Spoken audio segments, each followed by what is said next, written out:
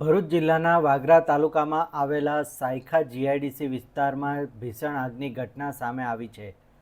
Golf બોલ બનાવતી T venture કંપનીના વેરહાઉસમાં અચાનક આગ લાગી હતી, જેના કારણે વિસ્તારમાં અફરાતફરી મચી ગઈ હતી.